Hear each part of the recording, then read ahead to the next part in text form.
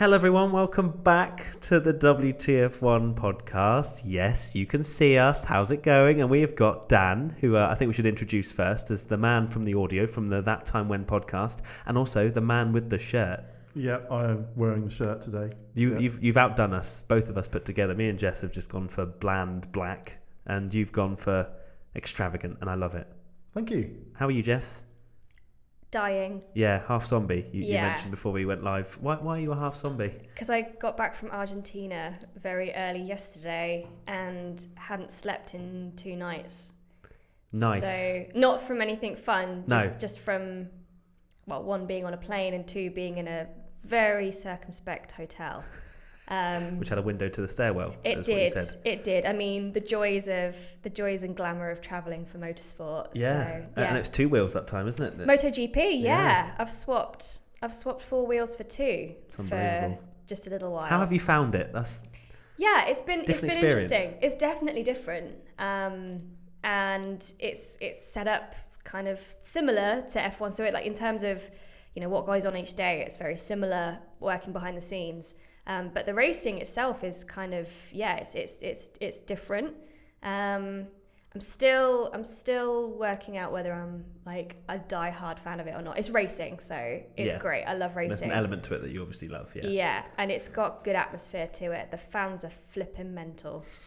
But no, yeah, it's been interesting. So yeah, love it. I'm back. I'm glad to be back, and I'm glad that I managed to catch the race. You did actually manage to watch the race, which is a key element to this podcast, which is good. And Dan, obviously, you watched it. I've seen the race, yeah. And I was lucky enough to be out there, which was also amazing. Yeah, no, enough talking about my trip on your 2 wheels. MotoGP. How was it? Yeah, it was amazing. Just to be out there in the paddock and kind of filming with seeing the drivers and doing all the social stuff for people that obviously follow us on social media, they would have seen it. And yeah, it was really nice. It was really good. And the race itself, which is obviously what we're here to talk about today, was an absolute cracker. So some 3-word race reviews from fans before we get started into our own. Piety_ says entertaining but heartbreaking. I'll have to agree with that one. Panoa Daria says, oh my God. Race department says windy Bahrain madness. And finally, Tom likes cars, night races rule. Yes. Well, there's a selection of quite, emotional 3-word race reviews. Now, let's get on to the Bahrain Grand Prix because we've got a lot to get through. I was kind of writing this document up and I was like, there were so many things to talk about. So, Jess, let's get an overview first from you. Yeah, I think I'm going to be carrying on from where the fans started. Mine is Bahrain bloody brilliant. Kind of going on what we were just touching, I watched the race from the media centre in Argentina before was it? It was just before the MotoGP race started, so good timing. It timed out really, really well. And I was watching on my laptop in one of the commentary boxes, and as the race started, literally from the word go, I was making all kinds of noises because everything was happening, and people from the media centre were running into my commentary box to watch what was going on. So at one point we had a massive crowd around us as we were watching the race, which was brilliant. But it literally every time something happened, I just kind of went, oh my God. And then you just see people fly into the box to watch what was going on whilst Moto2 was running or something. Yeah. So whilst everyone was concentrating on the... Yeah. Sorry for distracting you all from Moto2, but amazing. The race was fantastic. But yeah, it's just, I think I said this a very similar thing last year. Last year's race was edge of your seat stuff from the word go, and it's the second time in a row where it's just provided everything that I want from a Grand Prix.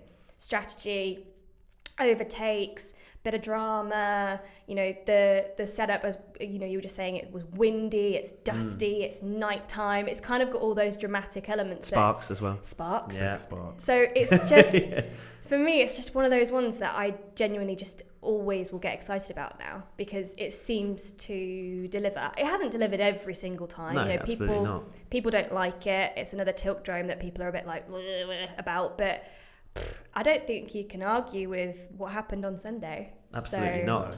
What did you make of it, Dan? I mean, night race was it night races are brilliant? Was one of the 3-word race reviews. Yeah. Is it something about the night race that has made Bahrain almost evolve? I think it is. I mean, it was always one of those tracks before it became a night race that was occasionally exciting, but it was a little bit forgettable. Like there's been some good races, but off the top of your head, you sort of struggle to think of them like many. But since it's become a night race, it's taken on a whole new character. Everything just seems more dramatic, more explosive, and I think the fact, or one of the things is as well, is because in practice, 2 of the practice sessions are in the day, and the race is at night when the track temperature is totally different. Yeah. So It's an element of the unknown, isn't half it? the practice is irrelevant, basically, Yeah. or less relevant than at other circuits. So it makes the race more unpredictable. Yeah, it was an absolute stunner. We had a couple of questions. Batterson Mark says, since the hybrid era, is the Bahrain International Circuit the most consistent circuit delivering great racing?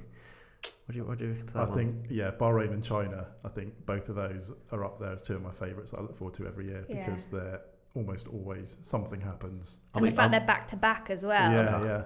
I'll make sure to quote you on that because I know one of your predictions is for China. But yeah, I have to agree. Bahrain's really been delivering the last few years. And Origin Gamma says, how did you feel about the 3rd DRS zone before the Grand Prix and how do you feel about it now? So when I first heard about it, I thought that it could only improve the racing, and it did, in my opinion. There were a few comments. Jacques Villeneuve, who loves to be controversial, came out and said that he thought it ruined the racing a little bit and it was a bit artificial. But I don't think it wasn't too overpowered. It put cars side by side or gave them an opportunity to overtake. But you saw, for example, Charles, which we'll get onto, but he got past Vettel, but then Vettel didn't get straight back past down the next DRS straight. And it wasn't like it was just a bit rubbish and artificial. I felt like it was just right. Yeah, same. I think before the race, I thought, it's going to make it a bit too crazy, which could be entertaining if it's just a DRS fest, but it's not the sort of thing you really want to see.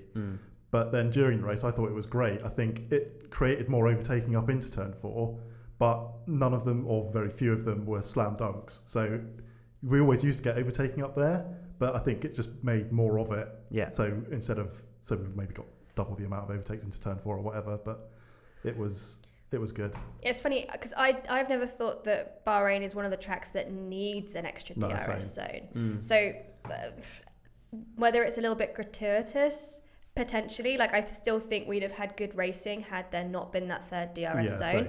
But it's kind of hard to say because we didn't have it. Like last year, they didn't have it and they didn't have a problem. I think there are other tracks that could benefit from another DRS zone. But again, it's it kind of leads with what Dan was saying. Not a massive fan of DRS anyway. No, me neither. But if it's going to give us some cool overtaking and it's going to kind of shake up the field a bit, then I'm not against it. And I agree with Dan. I didn't really notice it and go, oh, God's sake. Of course he overtook because it kind of just gave us a little bit more drama maybe. Because they've sometimes got it wrong at maybe China, where they'd just be so far clear going into the hairpin and you'd be like, well, this is rubbish. Yeah. Whereas it was side-by-side action. Another thing I kind of noticed during the race was that they could follow a lot closer in that middle sector than what they've used to be able to in years gone by. And I think maybe that's to do with the regulation changes. We don't really know because obviously there's more than one factor that's been changed going into this year. But it did seem like they could follow closer. Maybe that is because of the extra DRS zone as well, because you keep closing and then it's the middle sector, then another DRS zone. It's a variety of factors, but I felt it looked like the cars were a bit more comfortable following each other from what I saw. I did hear someone, I forget who said it, but I did hear one of the drivers saying that the tyres would still overheat if you got too close. But yeah, you're right. There wasn't a huge, well, apart from at the back of the field, but there wasn't a massive gap in between kind of packs or drivers. I almost said riders then. So in MotoGP, I get absolutely taken apart when I say drivers instead of riders, and now I finally got it. But now I'm applying it to F1 drivers, so I'm calling them riders, and I'm like, oh, for God's sake, just call them all pilots. Yeah, I was going to say he's going to start calling them pilots, and then everybody has a go at you. Well, apart from the Europeans, because that's what they call they them. love calling pilots. Right. Carry on. Let's move on to the big moment in the race, which a lot of people are still almost mourning over. And that's where my 3-word race review comes in. I went with not over it, and I'm not really. It was quite quite a devastating turn of events for Charles Leclerc out in the lead. We had a few three-word race reviews. One and only Claudie says Leclerc was awesome, and Dynamo 458 says I want to die. So oh dear. Obviously there's some people taking the positives of the performance that Leclerc put in, and others just feeling quite sad. And I remember sitting in the grandstand, and obviously people know that I am a fan of Charles, and he'd pulled away, he'd gone, and then I just remember him going past. And I said to Vincent, who's sat here listening to the audio, that I was like, that was quite slow. He was going past, and then the next lap, a Force India was behind him, and I was like, this isn't good. Then I just saw the gaps, and it just disintegrated within laps, and it was quite I don't know. It wasn't the nicest thing to watch because of what an incredible performance it was, and people can't just say because I'm a fanboy that it was an amazing performance because. Well, he had a terrible start, didn't he? But then absolutely picked it up from there. It was, his start was wheel spin McGee. That's what I'm going to call it. It was a serious amounts of wheel spin. But to be fair, watching the first lap, I don't know about you guys, I was like, oh no, is his car? Is something wrong with his car? Because he was making mistakes left, right, and centre. No, I thought when I first watched it, I was like, the nerves got the better of him. Yeah. And he also positioned his car really weird on the grid. Did you see? He pointed it. Yeah. He pointed it to the left slightly, so pole is on the left. In Bahrain, but he pointed it more left, and you'd think he'd be pointing it right to cover off Vettel, but it was pointed slightly left. And I kept thinking to myself, either there's something he knows that the rest of us don't, or that's a mistake. Yeah. Obviously hoping for the former, but it just seemed like. Up until that point, he had made no mistake whatsoever, and then it came to the start, and it all kind of went a bit west. But it all got a lot better. It all got a lot better at the start. I mean, Bottas, just for that moment in the race, was great. He stuck it to Hamilton. He got past Leclerc as well, and we thought, okay, all right, Valtteri Bottas, calm down, World Championship leader. Then it went downhill for him. We'll get on to Bottas, but for Leclerc, as we just said, it was like, wow, there's a lot of nerves going on here. But then he settled himself down very quickly. Bottas then bottled it because, it was so windy. So I can see why drivers were making mistakes. But he made a mistake. And then Leclerc just hunted down Vettel. And a moment that I think someone came in with a question, but we'll talk about it now, is the team radio message that Charles had, which was stay behind for 2 laps. Yeah. And he didn't. No. And I think that's because he saw the opportunity to take a clean move. And I think that was the right call. I think, you have to be a team player, and we've spoken about this a lot on the podcast when it has come to team orders and what should you do and how should you handle it. And to be honest, I think even though he was slightly defiant, it was still clean racing. He was definitely faster than Vettel. Yeah. And saw the opportunity and took it. And had he not, then we might have had a completely different outcome. Obviously, it wasn't a great race for Ferrari, full stop. But yeah, I think he made the right decision. He did it in a way that was still fairly respectful. I think. I don't know if it was another driver, would we be saying the same thing? I wasn't kind of surprised. And I mean, why 2 laps? Yeah. It was an odd call, wasn't it? Do you know why that would have been, Dan? Well, I think a lot of the time when you see drivers running in tandem, and the guy behind will always come on the team radio and say, "Oh, I'm so much faster. Let me through." It's just a thing, because they want to be ahead. But with Charles, he was clearly so much faster that I think, Ferrari probably didn't have a lot of time to think, oh, what do we do in this situation? They just probably said it give us 2 laps so that we can come up with a plan. But Charles was so much quicker, he just had to do it anyway, because if he'd waited for those 2 laps, that's not just lost time, but it could have killed his tyres and killed his race. Absolutely. Because we were just saying, if you got close, your tyres would overheat, and then you'd lose it. And then, as we saw, strategy came and it played such a big part of this race that could have killed the entire race altogether for him. So but it was just a case of he caught up and passed him. Yeah, there was literally it was a done deal. It was ridiculous. And Vettel tried to come past. He tried to get him back under DRS, which was close. I didn't see the onboard of Vettel, but there was a bit of a swiggle, and then it looked close anyway from the camera further down the straight. But apart from that, there wasn't. It was pretty clean. Yeah, it was fine. Charles very much stated, I'm not a number 2 here. And I wonder, as you mentioned, Jess, I wonder if that would have been different if it was another driver or if it was for 4th or 5th. Would Charles have done that had it not been for the lead? I don't know. I think he may well have waited around a little bit longer or not been as aggressive maybe. But at the same time, he made the move stick, didn't he? I think he definitely saw this as his race. Yeah. He out-qualified Vettel by 3/10. He, as we've just covered, he cocked up the start a little bit, but I think in his mind he was thinking, no, I'm number one driver for today because I out-qualified you, I'm faster than you.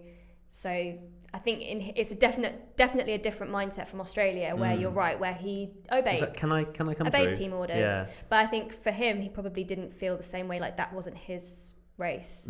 Whereas this one very much was his race. Everybody was talking about him. Everybody had the pressure on him, and Ferrari would have given him first call in the first instance before he dropped behind Vettel. But so I think that's probably came into play as well, as to why he might have defied them. But hey, right, cool. He did it, and I don't think Ferrari will have much to say on that. So let's talk about his teammate, Sebastian Vettel.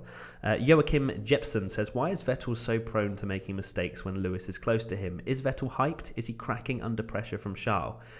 Now, this is the curious case of Sebastian Vettel over the last sort of 18 months, where I saw someone say he spun like 5 times in the last 13 races, which is like, you don't see any other driver spin off their own accord. I know some of them was contact, but for me, I know that Sky Sports etc. like to kind of go straight in and be like, is he choking and blah blah blah. I don't think he's lost skill so much, but I feel like he does crack under pressure, because most of his world championships were against Mark Webber. You can say that, really. He wasn't really in this massive like locked horns with Lewis Hamilton. That's going to take a toll, in my opinion, anyway. And it does just seem like, for example, he's battling Hamilton and then just loses it under acceleration. I know it was windy, but you didn't see any other. We had like 93 overtakes, I think, in the race, and not one of them was a spin like Vettel's. So, what do you make of it?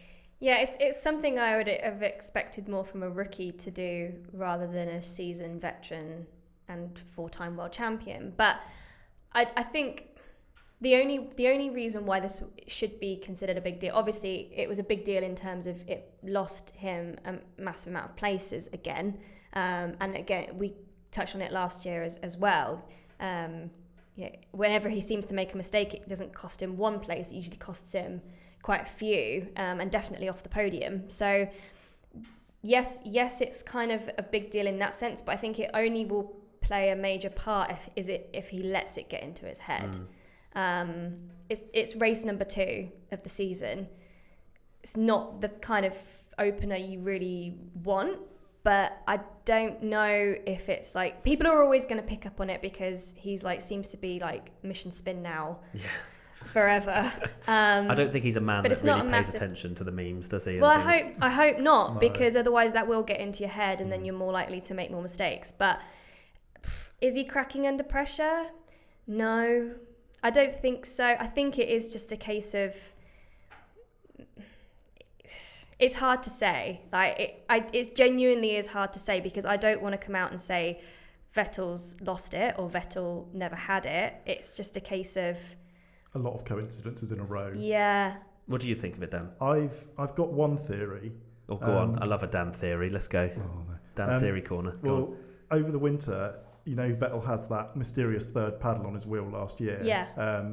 There was a theory from the Italian media that was to help him rotate the car in the corners. Like, it activated the ERS or the braking system in such a way, like, it's clearly legal, and there's probably other drivers that have it, but Vettel likes to have a car that he likes to rotate the car early and quickly, like all throughout his career. That's why he was so good in the blown diffuser era. Yeah. But I'm wondering if he's doing that a lot on all corners when he's in a battle and he's doing this thing that tries to rotate the car like he likes it, and it's just catching him out in battles. And I'm wondering if that might be something to do with it. Because it's the same spin every time. He loses the back end. On the inside of another car. On the inside of another car. So yeah, maybe, I mean, like he's trying to turn tighter and get the throttle down and do too much. There's definitely something that he's doing that is causing it. Another theory is that it's to do with the Ferrari's aero philosophy and that it stalls the aero in a certain position, but I don't think we've seen enough from Raikkonen or Leclerc this year to Exactly. suggest that would be the case. No one else has had this same problem. No. So, I mean, it's kind of something that might talk about with the Red Bulls a little bit later on, but Gasly came out saying that the reason why he's not doing so well is that the car does not suit his driving style, and he's having to really adapt to the Red Bull over the Toro Rosso. The Toro Rosso was set up in a way that was very good for him, and the Red Bull is not. So he's having to adjust. So maybe it is just a case of Seb's driving style now doesn't quite match the Ferrari. Yeah, which will be interesting to see how then the development over this year,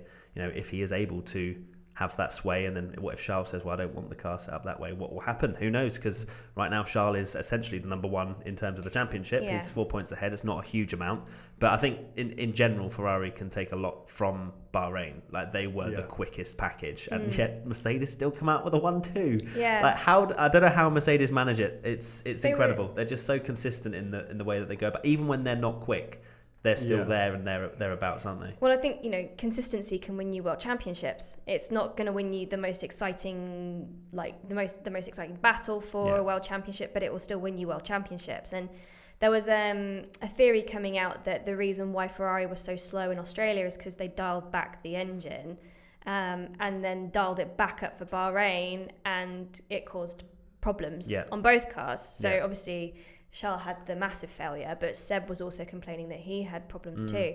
And they were coming out saying, well, maybe they actually turned up the engine too high because they were insanely quick. Like way, way far and above everybody else, and then just had the reliability issues. So it'll be interesting to see what happens in China and if they die back. That's a track that they'll want to turn the wick up as well with how long the straight is. Massively. Yeah, it does seem like they have fundamental issues with their engine at the moment, even though, they were really quick in Bahrain, the consistency isn't there. Anyway, let's move on to another team that, Ferrari did impress. They didn't get the results, but they did impress. Another team that did impress, which Dan has a 3-word race review for me for, is, what team impressed, Dan? McLaren is back. Are they? That was a long pause. I was like, are you going to say anything else? McLaren is well and truly back. Why do you think, Dan, McLaren is back? I'm kind of hoping they are, because everyone wants to see more teams up at the front. But for the first time in years, really, McLaren had a good race where it wasn't just down to Alonso being brilliant or a safety car or some strategy or something. Both cars, in the hands of both drivers, were genuinely quick the whole weekend. I think Sainz was like half a tenth off of out-qualifying Verstappen. Lando got through to Q3. In the race, Sainz was challenging Verstappen. Lando finished P6 in the end, and they looked like they were up there with perhaps Renault as the fastest midfield team. Which is very exciting to see. Finally, McLaren showing some form of, pace, and they were quick on the straights, and they're able to make overtakes happen. Dan Beard 15 comes in with a 3-word race review of Norris next Hamilton, and Jonty's Corner says Papaya coming back. And it's just exciting to see. The midfield battle in general is really quite close, isn't it? You've got all these teams fighting. You've got Raikkonen in the mix as well. But in terms of McLaren, we had a Sin BS dance break come in. It wasn't a question. It was just Lando being amazing, and Albon as well, but we'll talk about him shortly. But Lando was particularly impressive. Obviously, Sainz was as well until that incident with Verstappen. Should we maybe talk about that Max Carlos incident? Because for me, watching in the stands and watching the replay, I haven't looked at it over and over and over. I felt like Max was just as much in the wrong as Carlos. See, I think Carlos shut the door. Yeah, for me, that was the very definition of a racing incident. Oh, absolutely, 100%. But I do think Max could have avoided it by coming, not lunging so much. Carlos could have avoided it by leaving more room. It's just... They came together. They were racing and they came together. It was a racing incident, wasn't it? It was deemed a racing incident. I think that was the right call. I feel like Max was aggressive. But it's Max Verstappen. And Sainz knows that. It was. I can see. Sainz was quite eager to close the door, definitely. I think Sainz was probably trying to prove that he's not going to get beaten by a 19-year-old. Because, everyone's singing Lando's praises and everyone's forgotten Carlos Sainz. And this was his race to prove, actually, I'm the more experienced racer. I can put in a more exciting performance. And I would argue that he did up until that point, and then it was all over, which was a shame. It was like I genuinely, that was one of the moments where I screamed and everyone came running into the commentary box, because I mean, great qualifying from both of the guys, obviously, but Sainz, I think he definitely impressed me. He even took it to a Mercedes, and I was like, "Jeez, here we go! Like, this is cool." And I felt like you, Dan. I was like, "Oh my god, have they finally got it together?" But it is just going to be little incidences like this where now I think, you know, the records will show a DNF next to Sainz's name and P6 next to Lando's. So it's, you know, again, like, I think Lando drove a good race. He had some good battles, but it wasn't the same for me as him in Australia.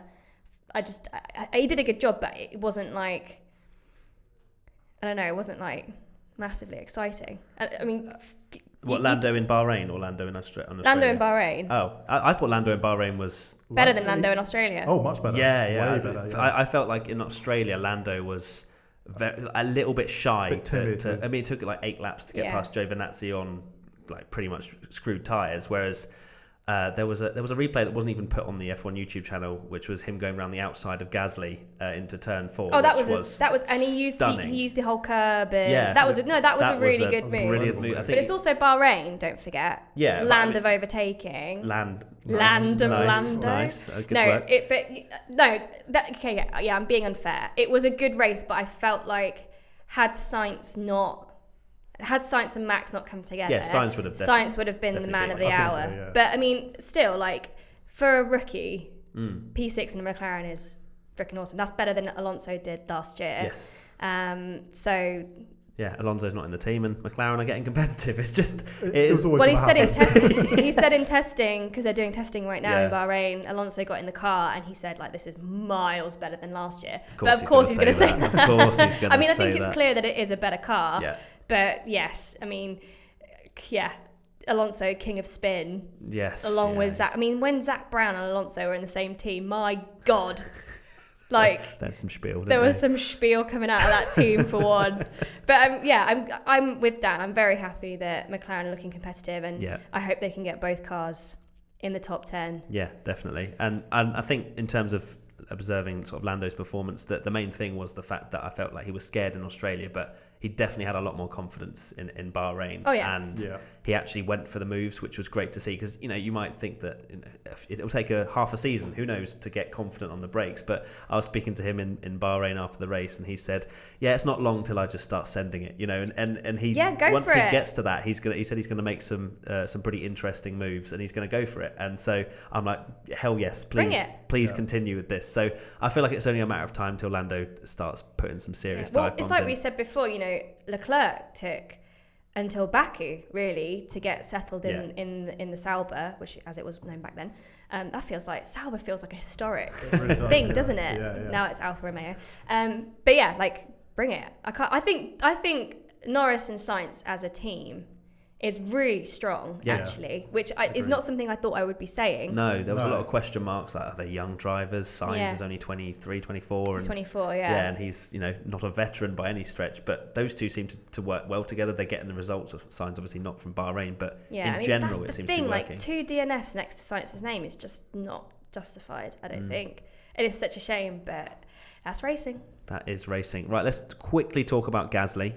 I don't want to put too many words, because I don't think there is many positives to come out of what Gasly's done so far. Judd Dogliotti says, should Gasly be dropped if he doesn't improve?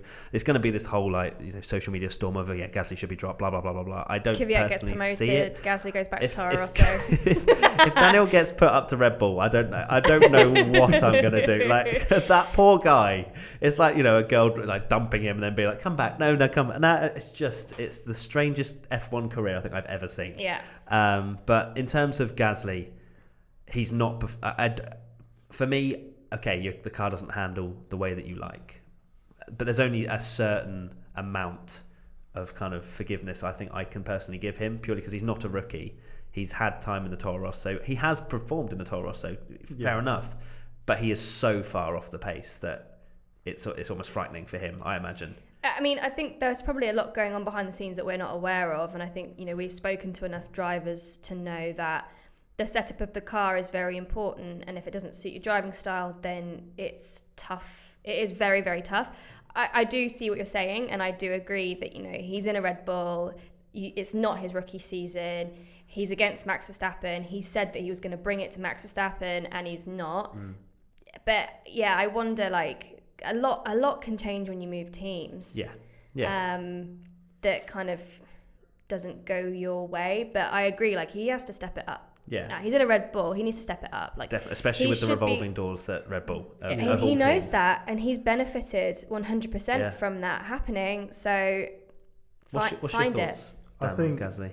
Yeah, I think he's definitely struggling more than he perhaps should be. But I also think, he showed last year at Toro Rosso that he's a potentially very good driver. Yeah. He can perform, and that there might just be a moment with the setup or how he has to drive one weekend where everything will just click and suddenly he'll be on Max's pace. Or, he'll be up where we expect him. But like you were saying about drivers changing teams, we've seen that with Ricciardo in the race. Master of diving in on the brakes, and then he just sort of clumsily ran into his teammate because it's a totally different car and he's not used to how to race in that car. And he wasn't even doing the overtaking that time, was he? He was trying to defend. He was on much older tyres though, wasn't he? Because had he pitted by that point? He hadn't. They were on different strategies, weren't they? I think this was later, after he made his first pit stop. But Hulkenberg was on fresher tyres. Yes. Okay. Yeah. But. Yeah, no, you're totally right. Sorry, Matt, I've just smashed your microphone. Yeah, it's funny to see, but I hope because was it Bahrain or China where Gasly finished fourth? Bahrain. Yeah. So tale of he's 2 shown years. that he can drive around that track, and he does need. I think I still want to give him the time. It's not like I'm like get out. I still think he deserves a season, but I think if we get sort of 6, 7, 8 races in, and he's still got that same gap to Verstappen, that's when you've got to question his versatility as a driver, and adapting to the car. I wish the best for Gasly because he does seem like a really nice guy. It's just not performing the way that some people expected. Right, let's move on to the team that you just mentioned, actually, Dan. Rick Derridge _02. De Rijk. I'm going to go with De Rijk. I think it's from the Netherlands. Renault double disaster. That was quite a moment. Have we ever seen anything like that before? Oh, Dan's coming in with the wicked fact. I was about to say, have we ever seen anything before of the same lap with a failure that isn't crashing into each other? What is it? The first thing that came to my mind was 1998 Spanish Grand Prix, the two arrows of Mika Salo and Pedro Diniz. Yeah. They were on the pit straight and they both, the camera panned to one and it was sort of Diniz or one of them smoking at the side of the road. Yeah. And then Salo comes past and his engine blows up and he parks up 100 metres down the road. So this is it. This is why I'm so happy that Dan can be on this podcast, because he is literally like an F1 Wikipedia. You can just go, Dan, 1991, and then you'll be like a story. You'll just be able to recall the whole season. You could probably just sit here for 10 hours and just talk about every season ever, right? Yeah, it's beautiful. It's beautiful stuff, Dan. So yeah, it has happened before, but not very often that we see on the same, especially in this era of car. Yeah. You don't really, because the reliability is a lot better than what it was back in the early 90s. So quite sad, especially for Hulkenberg. That's what I found, because Hulkenberg had a stunning race. That was, and I famously haven't really backed Hulkenberg very much, but he drove a good race. That was really good. He looked strong. He looked commanding. He was quick. He was showing Ricciardo up massively, especially in that incident where Ricciardo clipped him. I love his little team radio. Yeah. What's going on? What's he doing? Me. It wasn't angry. It was just kind of like, huh? What's he doing? Yeah. Who's this rookie over here? Yeah. But I think, and actually for both races, Hulkenberg's looked slightly stronger than Ricciardo, which is not the way I expected it to go, and I'm pretty sure Ricciardo didn't expect it to go that way either. No. But yeah, so that's another team I've got my eye on in terms of how that soap opera is going to play out. It's going to be an interesting one. Because Renault have spent a lot of money on Ricciardo, so they'll be expecting him to be the top dog, but. Because Hulkenberg loves a great performance, but it's never for a podium. It's always a great points finish to 6th, and it's just. Or he breaks down. Yeah, he's literally whenever I used to see a Renault at the side of the road, I was like, oh yeah, that's Hulkenberg. Yeah. And it always was he either crashes, breaks down, It's or sixth is or nowhere. nothing for him in that. Yeah. He's just that glory sixth place. Yeah, was it 6th or 7th he usually finishes? Seventh, isn't it? Yeah. He's all, but Lucky 6th, number hey, 7. he got number 6, which is but it was a great well, it wasn't a great result. It was great. It was good performance from Renault in general. They seemed quite close in terms of McLaren performance wise. Yeah. So I'm actually it's one of the seasons I'm actually quite excited for the midfield battle and how it's going to sort of unfold. Especially, I feel like it's like that extra layer with the Netflix documentary as well, because you feel like you've almost got to know the teams a little bit more and what goes on behind the scenes. So I hope they do season 2. Have they talked about season 2? I think they're filming it. They're filming it now. God, sign me up. Right, Tommy couldn't be here today, but he put a 3-word race review in on Instagram, which was quite funny. Bottas 2 and then a dot, which is point, but I'll allow it as not a word, and then O, so Bottas 2.0. But O is in like O. Oh, we won't dive too long Why is that, Bottas. Why is that, Matty? Because he just keeps letting me down.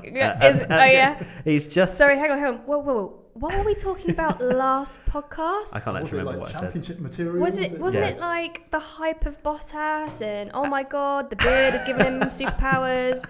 He shaved though. We saw him and he only had stubble. That's it. That's the problem. So he's like Samson from Samson Delilah. Like you cut his hair off and all his strength goes. He's lost all his powers. So, but for me, Bottas, I don't know what to make of the guy anymore. I reckon that's the thing, though.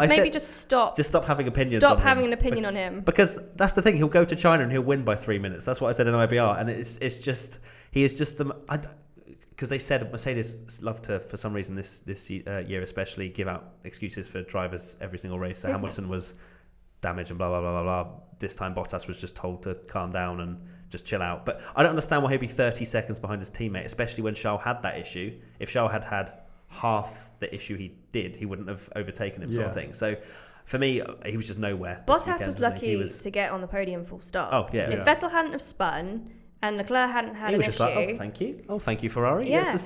It was so odd. Anyway, Bottas, to be continued in China. Do you have any extra words on Bottas, Dan? No. Just mediocre. Right, now it's time for ABCDEF1.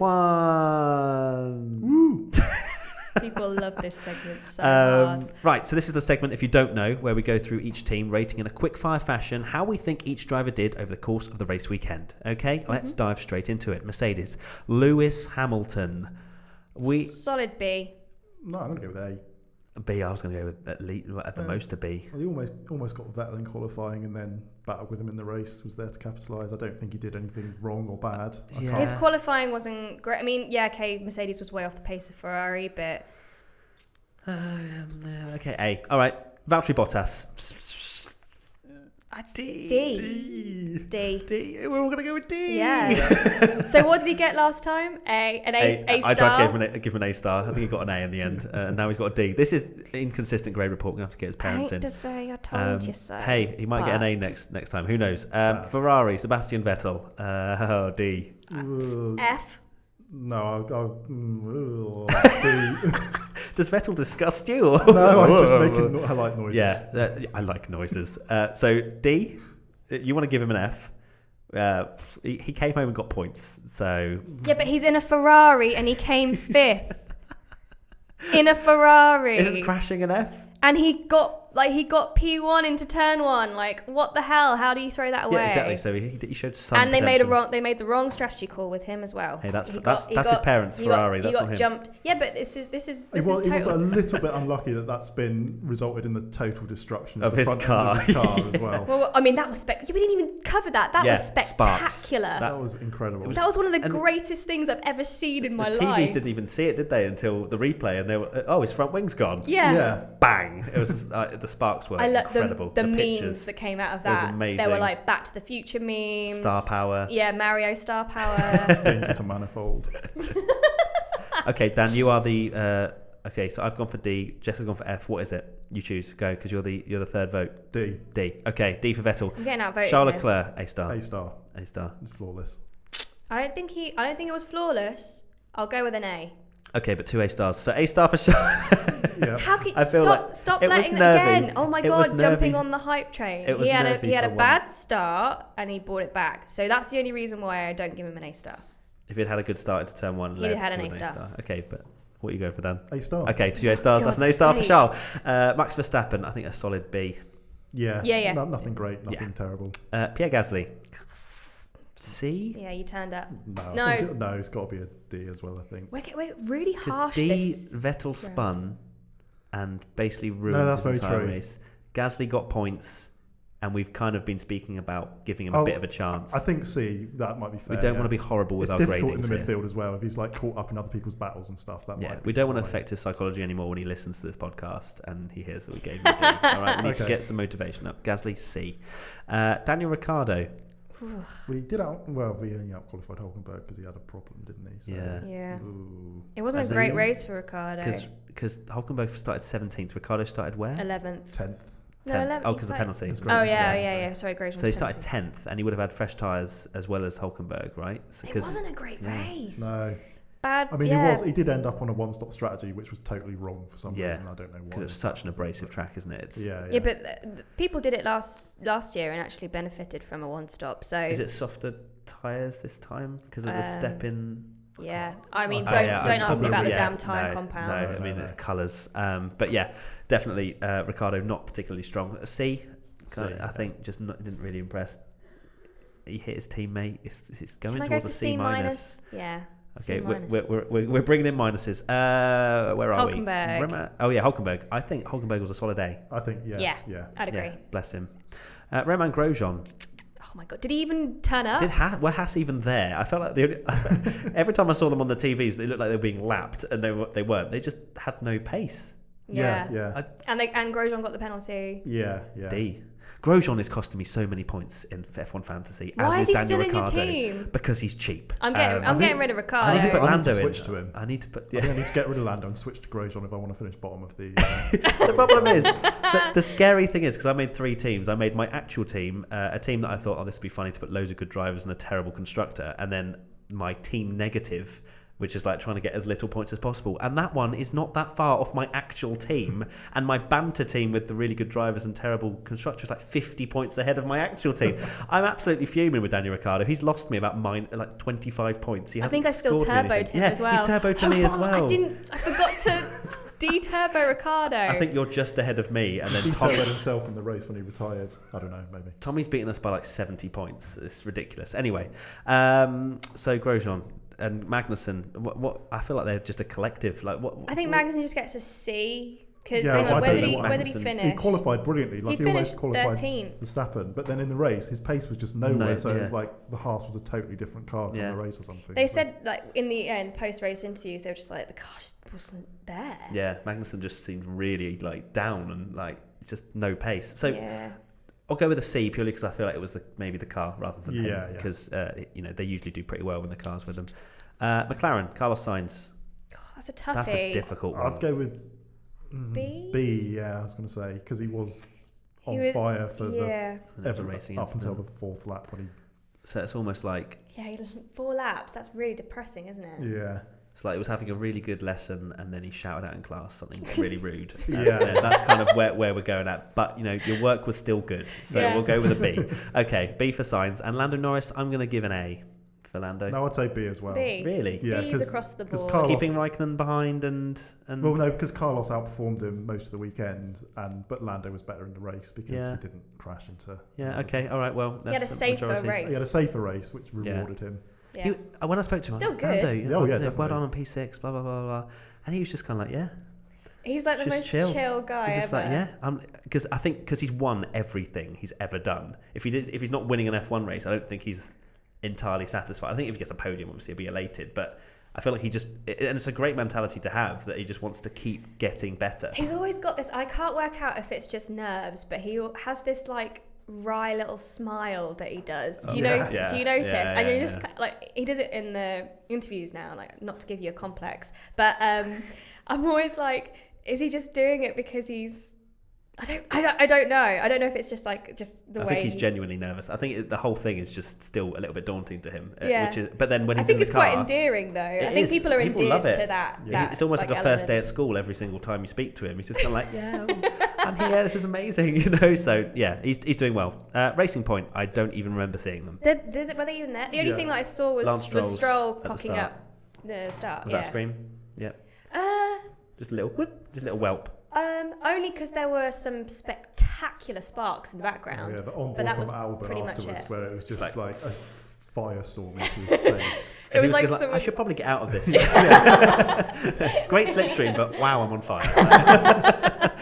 That was the only time we really saw them, wasn't it? Yeah. Just And nowhere. Perez finished P10, but that's pretty much Somehow. because every car in everyone front of him cocked up. cocked up. So Okay, so Perez will give a C, Yeah. and Lance a D, because he didn't. Where did he finish? 14th. Yeah, meh. Yeah.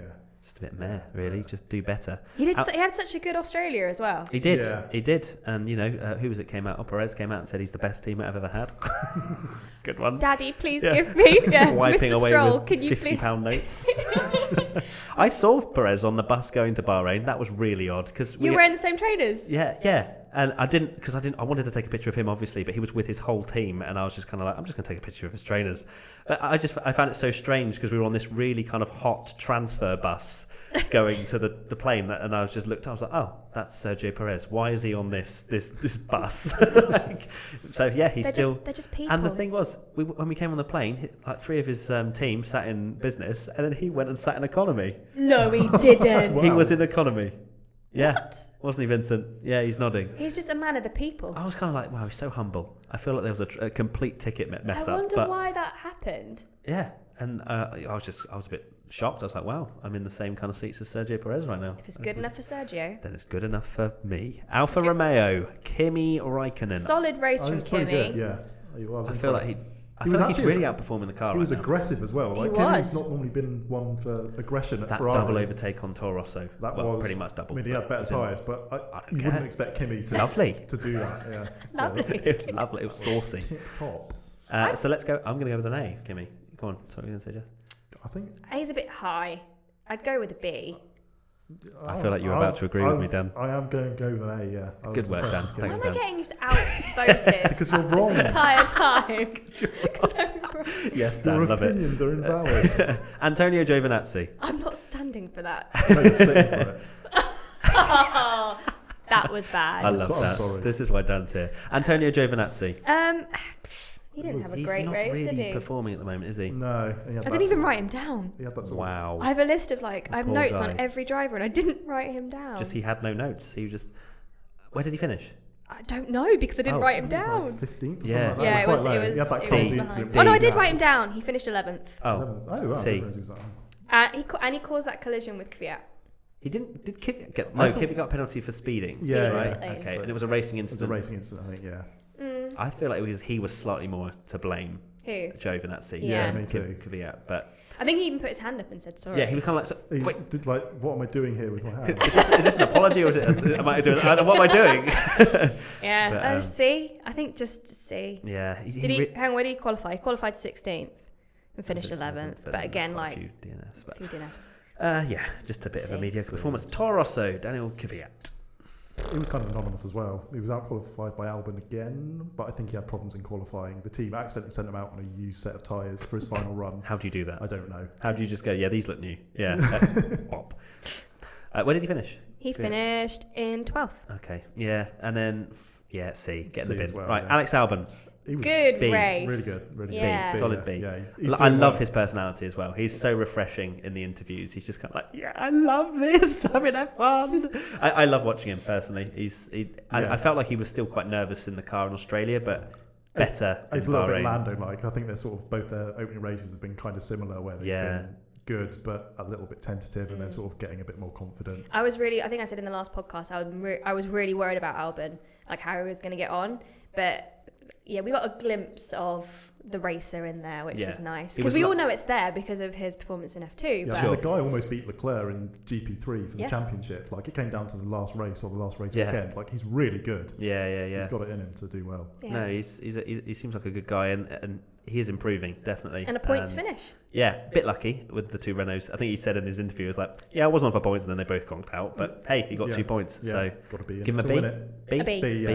B. Oh, And wow, finally, sorry, wait, are you agreeing with me now? yeah. Oh, Okay, no, good. I was F. And finally, Williams, George Russell and Robert Kubica.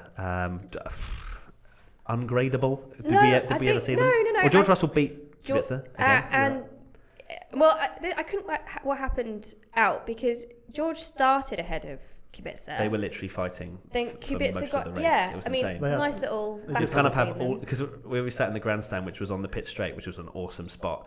All the 18 cars will go through, and then it'll be about 1, 2, 3, and the Williams will come through side by side going into turn 1. It was brilliant, honestly. The amount of times they were going side by side, it was they were having a good little ding dong. And George, the only thing he can do is beat Kubica, and that's what he's done. He So did. Yeah. Russell Again. B, Russell B, Kubica C. C. Cool. Yeah. Right, let's Did get you on. hear Russell when they went for their warm-up lap before the grid?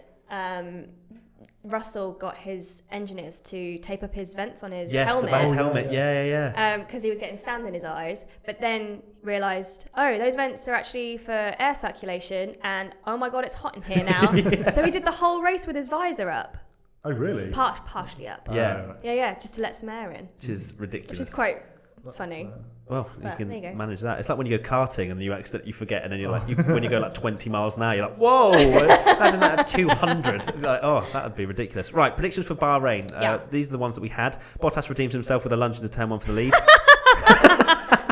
Hey, he lunged into turn something and got second. Hamilton will DNF. No, so 0 points for me. Jess, Daniel will finish ahead of Nico. Wrong. Technically did Well, by about 10 metres. yeah, Right. and 2 seconds. Yeah, to be fair, both of yours are right. Charles will get fastest lap. So Holy crap. So we'll say both of yours are right. So I'm that's 2 winning. points for you. Yeah, you're winning the prediction award. Dan, someone will get beaten by a Williams. No. I mean, not gonna happen. Grosjean on the podium. technically, Ricardo and Hulkenberg were classified. No. No, I'm wrong. Don't even I'm try. digging. Fan predictions. Felipe Imotto. Leclerc grows a beard, wins, and curses on the radio. In fact, nearly all of those were right because he nearly won. He definitely did curse on the radio. Did he grow a beard? No, not really. Sacred silence. Kimi will get on a camel after being parked in the sand. No. Barrelia. Ricardo keeps his wing. Grosjean keeps his wheels, and Kvyat will keep his seat. Ricardo did keep his wing. Just. Grosjean kept his wheels. Just again. Yeah. Sure, half a point. Predictions for China. Okay, my 2 predictions. The race will have more than 100 overtakes. Okay, And bold. So would you say Bahrain had 93? 93. Yeah, I think it's a solid prediction. And it will be another scintillating race for strategy with 1 or 2 stops both being viable. So one of those, like, the beautiful thing of Bahrain was the fact that we didn't really know, like Hamilton going on a different compound to Leclerc. It's just that abrasive surface and pushing them into a 2-stop was what made the race so amazing. So I'm hoping that will happen again in China. Dan, your 2? Well, my first one is the opposite to yours. Yeah, I and know. think the That's what you Chinese- sent me your prediction, and I was like, this is not happening. One of us is getting points here. I think that there's so much hype about the Chinese Grand Prix because it's always a good race, And and it's the GP. 1000th championship race With 1,000 lights. with 1,000 lights. Yes, if you saw my April Fool. But April Fool's article is brilliant. Go check it out. Carry on. But yeah, I think there's so much hype about it that inevitably it's just going to end up being a total dud, and everyone will just want to forget about it. I hope not. No, me too. And Jess, yours? Mine were that I can't remember. Can you please bring them up? Okay, one My moment. other Yours one are as Grosjean will Oh yeah, DNF Grosjean will DNF. and Bottas. Yeah, Grosjean's going to DNF again. Ouch. Yeah. Netflix documentary going to be lit. Yeah, legit. And Bottas will dive bomb. Somewhere. Try a dive bomb overtake. I'm not I'm not going to say saying. whether it succeeds or not. Yeah, I'm not going to say whether he does it successfully or not. Okay, and the 3 fan predictions: Duncan Craig 14, Hulkenberg on the podium, John Dibble, only one Williams will be on the back row, and Chris J. Kimbers, Ferraris take each other out. Is the Williams one because one of them will DNF? No, qualifying. Or DNS. Yeah, DNS. or DNQ Oh no! outside the 107%. Don't Jeez, go there. there we go. Ferrari. What was the last one? Ferraris take each other out. Ooh, I Please hope no. not. Please no. Please. I've gone through enough despair after Bahrain. Right, that is it. Thank you so much for watching this WTF1 podcast. Dan, loving the listening, shirt still, remember. and listening and feeling and vibrationing. Oh, I'm not Feeling the vibrationing. vibrations of our voices. Okay, cool. Thank you so much, Jess and Dan. Dan, great shirt again. Hope everyone enjoyed this WTF1 podcast. Yes, we're on video. Well done. Thank you. We're here. Goodbye. We are still alive. Okay, say goodbye. Goodbye. Goodbye. Adios.